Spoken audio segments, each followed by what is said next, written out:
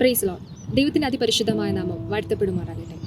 അല്പനേരത്തെ ചിന്തയ്ക്കായി റോമർക്കെഴുതിയ ലേഖനം 16-ാം അധ്യായം അതിൻ്റെ 20-ാമത്തെ വാക്യം നമുക്ക് വായിക്കാം. സമാധാനത്തിന്റെ ദൈവമോ വേഗത്തിൽ സാത്താനെ നിങ്ങളുടെ കാൽ കീഴെ ചതച്ചുകളയും. നമ്മുടെ കർത്താവായ യേശുക്രിസ്തുവിന്റെ കൃപ നിങ്ങളോട് കൂടെ ഇരിക്കുമാറാകട്ടെ. കർത്താവായ യേശുക്രിസ്തുവിന്റെ രണ്ടാം വരവിനെ ആകാംക്ഷയോടെ നോക്കി പാർക്കുന്നവരാണ് നാം ഓരോരുത്തരും. നമ്മുടെ ഈ ജീവിതയാത്രയിൽ പലതരം കഷ്ടങ്ങളും വേദനകളും ഒക്കെ നമുക്ക് സഹിക്കേണ്ടതായി വരും. ക്രിസ്തുവിനോട് കൂടെ കഷ്ടം സഹിക്കുവാനും കൂടെ ദൈവം നമുക്ക് വരം നൽകിയിരിക്കുന്നു.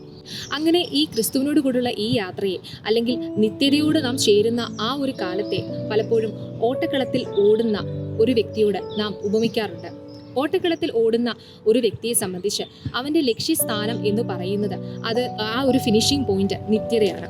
ഓട്ടക്കളത്തിൽ ഓടുന്ന ഒരു വ്യക്തിക്ക് അവൻ പാലിക്കേണ്ടതായ ചില നിയമങ്ങളും ചട്ടങ്ങളും ഒക്കെയുണ്ട്.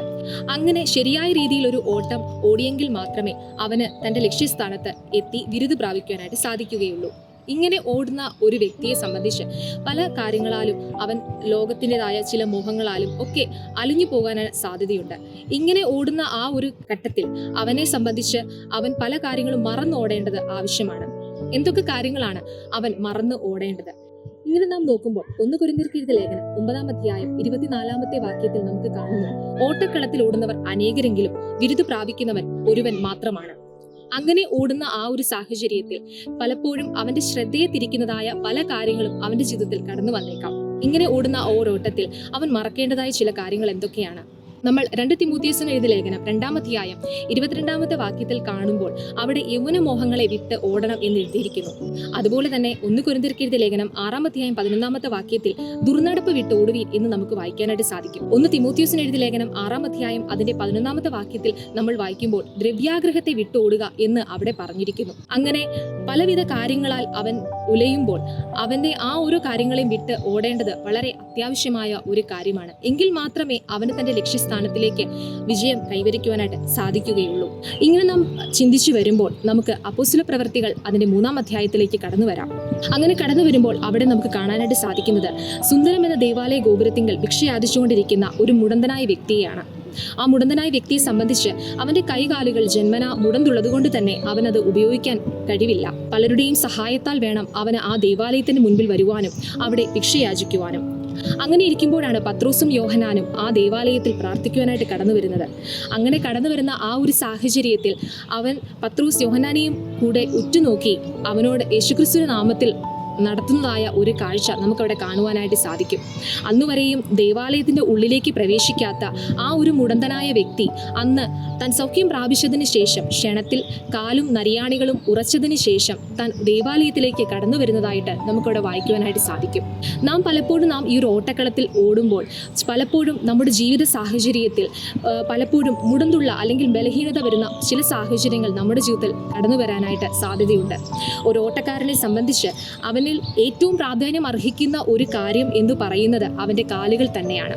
ബലമുള്ളതും ശക്തിയേറിയതുമായ ഒരു കാലുകൾ ഉണ്ടെങ്കിൽ മാത്രമേ അവന് തൻ്റെ ഓട്ടക്കളത്തിൽ നേരെയായി ഓടുവാനും എല്ലാവരെക്കാട്ടിലും മുന്നിലെത്തുവാനും തൻ്റെ ലക്ഷ്യസ്ഥാനത്തിൽ വിജയം ഉറപ്പിക്കുവാനും അവന് സാധിക്കുകയുള്ളൂ. അങ്ങനെ നമ്മുടെ ജീവിതത്തിൽ ഈ ഒരു മുടന്തുള്ള ചില സാഹചര്യങ്ങൾ അല്ലെങ്കിൽ പിശാച് നമ്മെ കെട്ടിവെച്ചിരിക്കുന്നതായ ചില സാഹചര്യങ്ങൾ നാം മറികടന്നുവെങ്കിൽ മാത്രമേ നമ്മുടെ ഓട്ടം നമുക്ക് നേരായ രീതിയിൽ ഓടുവാനായിട്ട് സാധിക്കുകയുള്ളൂ. നാം ദാവീദിനെയും ശിംശോനെയും പോലുള്ള വ്യക്തികളെ നാം പരിശോധിക്കുമ്പോൾ ദാവീദിനെ സംബന്ധിച്ച് താൻ ബത്ശേബയുടെ അടുക്കൽ പോകേണ്ടി വരികയും അവിടെ താൻ പാപം ചെയ്യുകയും ചെയ്യുന്നത് നമ്മൾ വായിക്കുന്ന ഒരു കാര്യമാണ്. അതുകൊണ്ട് തന്നെ താൻ 51-ാം സങ്കീർത്തനത്തിൽ ഇങ്ങനെ ഉറച്ച നിലവിളിയോടുകൂടെ നിന്റെ രക്ഷയുടെ സന്തോഷം എനിക്ക് തിരികെ നൽകണമേ, ഞാൻ പാപം ചെയ്തിരിക്കുന്നു, സ്ഥിരമായൊരാത്മാവിനെ എന്നിൽ പുതുക്കണമേ എന്ന് താൻ കർത്താവിനോട് അപേക്ഷിക്കുന്നതായി നമുക്ക് കാണുവാനായിട്ട് സാധിക്കും. നാം ശിംശോനെ നോക്കുമ്പോഴും തനിക്ക് ദൈവം നൽകിയിരിക്കുന്നതായ അഭിഷേകത്തെ ഫെലിസ്ത്യ ഒരു യുവതിയുമായി ചേരുന്നത് മൂലം അത് നഷ്ടപ്പെടുകയും അതോടൊപ്പം തന്നെ തനിക്ക് വീണ്ടും ആ ഒരു ശക്തി തിരികെ നൽകണമേ എന്ന് താൻ കർത്താവിനോട് അപേക്ഷിക്കുകയും ചെയ്യുന്നത് നമുക്ക് കാണുവാനായിട്ട് സാധിക്കും.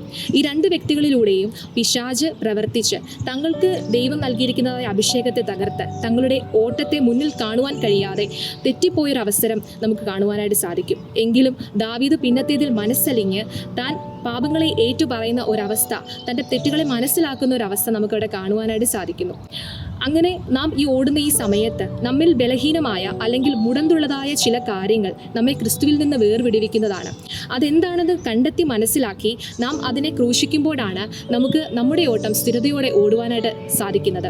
റോമർക്കെഴുതിയ ലേഖനം 16 അധ്യായം അതിൻ്റെ 20 വാക്യത്തിലേക്ക് നാം നോക്കുമ്പോൾ സാത്താനെ വേഗത്തിൽ നമ്മുടെ കാൽക്കീഴെ ചതച്ചു കളയുന്നതായിട്ട് കാണുന്നു.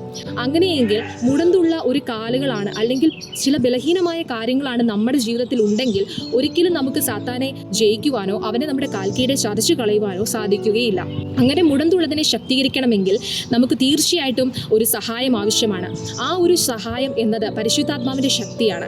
പരിശുദ്ധാത്മാവിൻ്റെ ശക്തി പ്രാപിക്കാത്ത ഒരു വ്യക്തിക്ക് ഒരിക്കലും പിശാചിനെ ജയിക്കുവാനോ അല്ലെങ്കിൽ പിശാചിനെ കാൽക്കൽ ചതച്ചു കളയുവാനോ സാധിക്കുകയില്ല. എങ്കിൽ ഈ പരിശുദ്ധാത്മാവിനെ പ്രാപിക്കുന്നവരായി നാം നമ്മുടെ ഈ ജീവിത മാർഗത്തിൽ നമ്മുടെ ഓട്ടം നാം സ്ഥിരതയോടെ ഓടണമെങ്കിൽ പരിശുദ്ധാത്മാവിൻ്റെ അത്യന്ത ശക്തി പ്രാപിച്ചെങ്കിൽ മാത്രമേ നമുക്ക് ഈ ജീവിത സായാഹ്നത്തെ അതിവിജയകരമായി നമുക്ക് സമാപിക്കുവാൻ സാധിക്കുകയുള്ളൂ. കർത്താവായ യേശുക്രിസ്തുവിൻ്റെ വരവെങ്കിൽ ആ കാഹളധ്വനിയെങ്കിൽ നമുക്ക് എടുക്കപ്പെടണമെന്നുണ്ടെങ്കിൽ നമുക്ക് ഏറ്റവും അത്യന്താപേക്ഷിതമായ കാര്യം എന്ന് പറയുന്നത് പരിശുദ്ധാത്മാവിൻ്റെ അഭിഷേകം തന്നെയാണ്. ആത്മാവിനെ പ്രാപിക്കുക മാത്രമല്ലാതെ നാം കൃപാവരങ്ങളും അതോടൊപ്പം പ്രാപിച്ചു എങ്കിൽ കർത്താവിൻ്റെ വേല നന്നായി തന്നെ നമുക്ക് ചെയ്യുവാനായിട്ട് കർത്താവ് നമ്മെ ശക്തീകരിക്കും. അങ്ങനെ ഓട്ടക്കളത്തിൽ നാം ഓടുന്ന നാം ഓരോരുത്തരും മുടന്ത് പ്രാപിച്ചിരിക്കുന്ന ചില കാര്യങ്ങൾ എന്തെന്ന് മനസ്സിലാക്കി, നമ്മുടെ വാക്കുകളാണോ പ്രവൃത്തികളാണോ, നമ്മുടെ പ്രാർത്ഥനാ ജീവിതത്തിൽ വന്ന ചില കുറവുകളാണോ, അല്ലെങ്കിൽ വചന ധ്യാനത്തിൽ വന്ന വീഴ്ചകളാണോ, അല്ലെങ്കിൽ ലോകത്തിൻ്റെതായ ചില മോഹങ്ങളിൽ നാം ഓടിപ്പോകുന്നതാണോ, ചില അഡിക്ഷൻസ് ആണോ, എന്താണ് നമ്മെ പിശാച് കുരുക്കി വെച്ചിരിക്കുന്നത് എന്ന് നാം ഈ ദിവസങ്ങളിൽ കണ്ടെത്തേണ്ടിയിരിക്കുന്നു. അതുപോലെ തന്നെ പിശാചിനെ നമുക്ക് ജയിക്കണമെങ്കിൽ നമ്മുടെ ജീവിതത്തിൽ ഒരിക്കലും ഒരു അശുദ്ധി വരുത്തുന്ന ഒരു കാര്യങ്ങളും അവിടെ കാണാൻ പാടുള്ളതല്ല. പിശാച് എന്ന് പറയുന്നത് അശുദ്ധിയിൽ ജീവിക്കുന്നതാണ്. പരിശുദ്ധാത്മാവ് എന്ന് പറയുന്നത് വിശുദ്ധനായ ദൈവമാണ്. അത് ഒരു ചെറിയ ഒരു കളങ്കം പോലും നമ്മുടെ ഉള്ളിൽ ഉണ്ടെങ്കിൽ പരിശുദ്ധാത്മാവിന് നമ്മിൽ അധിവസിക്കുവാനായിട്ട് സാധിക്കുകയില്ല. അങ്ങനെയെങ്കിൽ ആ ബലഹീനത എന്തെന്ന് നാം മനസ്സിലാക്കിക്കൊണ്ട് അതിനെ ജയിച്ചു കീഴടക്കിയെങ്കിൽ മാത്രമേ ഒരു വിജയകരമായ ഒരു ലക്ഷ്യസ്ഥാനത്തിലേക്ക് നമ്മെ കർത്താവ് നയിക്കുകയുള്ളൂ. അങ്ങനെയെങ്കിൽ ആ പിശാചിനെ ജയിക്കുക എന്നുള്ള ഉദ്ദേശത്തോടുകൂടെ പിശാചിനെ കാൽക്കീഴെ ചവിട്ടി ചതച്ചു കളയുവാനായിട്ട് കർത്താവ് നമ്മെ സഹായിക്കും. ഈ ലോകത്തിൽ നാം ആയിരിക്കുമ്പോൾ ഈ ലോകത്തിന് അനുരൂപരാകാതെ നാം ക്രിസ്തുവിന് സാക്ഷ്യമുള്ളവരായി തീരുവാനായിട്ട് കർത്താവ് നമ്മെക്കുറിച്ച് ആഗ്രഹിക്കുന്നു. പിശാചിനെ നാം തകർത്ത് കളയേണ്ടതിന് പകരം പിശാച് നമ്മെ അടിമയാക്കി വെക്കാതെ നമ്മുടെ ശരീരത്തെ നാം ദണ്ഡിപ്പിച്ച് ഓരോ നിമിഷവും നാം അടിമയാക്കി ക്രിസ്തുവിന് സ്വന്തം അല്ലെങ്കിൽ ക്രിസ്തുവിന് വേണ്ടി മണവാട്ടിയെ നാം നമ്മെ തന്നെ വിശുദ്ധീകരിക്കുവാൻ കർത്താവ് നമ്മെ സഹായിക്കുമാറാകട്ടെ എന്ന് പ്രാർത്ഥിക്കുന്നു.